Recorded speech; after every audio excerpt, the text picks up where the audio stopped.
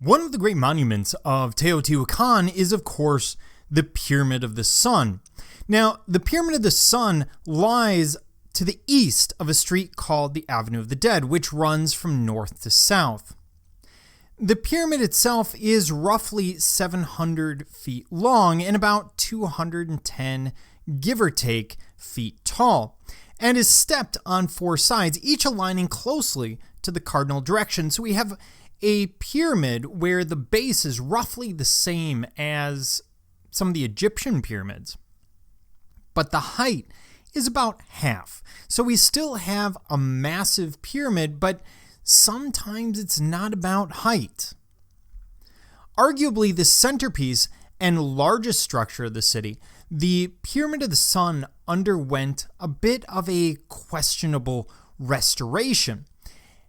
We're not entirely sure they were really accurate with this restoration. Let me remind you that this is what it looked like when they found it. It obviously is stepped. You can see there's some kind of central staircase, but there seem to be some changes. So there are a lot of academic questions about that reconstruction and whether or not that's truly accurate.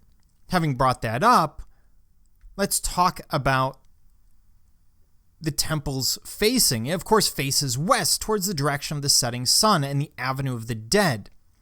And it's a massive structure. And what you have to understand is, of course, this is not the same as an Egyptian pyramid. They're not burying people in it. It is not intended as a tomb, or we don't believe that it is intended as a tomb. Instead, at the top, we would have something called a small structure called a cella, C-E-L-L-A, which would have been a small stone room in which a priest or shaman could have communicated directly to the gods. Something that no one else would have been allowed. In fact, more than likely, only the priests would have been allowed, and the sacrificial victims would have been allowed up to the top of the Pyramid of the Sun. In terms of construction, it's built like many other Mesoamerican pyramids. So what we have is, in fact, multiple levels. What do I mean by that? I mean that the temple originally would have been situated here, for example, and then they build over it, and then they build over it again, and again, and again. These would have been stone temples, or at least from the outside, they're stone temples. Inside the stone casing would be rubble, basically large rocks, dirt, etc.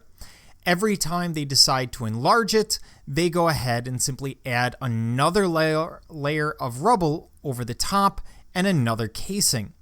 So you get shell after shell after shell. We will see this at Templo Mayor. We will see this at numerous Mesoamerican temples. And this idea of reconstructing a temple over and over again, well, it's not that unusual. Because when you think about it, what they're really doing is they're telling the god, hey, you are so important to us and we are such pious believers that we are willing to put in the effort to expand this once again, to add another level. And you could imagine the leader coming out and saying, as one of my priorities, I will reconstruct the temple, thus bringing good fortune and goodwill from the god, something incredibly important in, well, pretty much any ancient or pre-modern society. And it's, of course, built on top of a cave and a spring, both of which were believed to be linked to the gods, the underworld, creation, and the afterlife. The cave would be related directly to the underworld, this idea that maybe it's an entrance to the underworld, and we see that in other Mesoamerican societies as well. The idea of building on or near a spring is really common. After all, think of all of the sacred spaces, all of the religious places that we see in the West where water plays a key role, even churches where we have holy water in a baptismal font, or synagogues where you would have the ability to ritualistically cleanse, Shinto, where you have that cleansing idea, Islam, where you often see a fountain or other water feature somewhere at the entrance, again, as a symbolic element of ritualistic cleansing.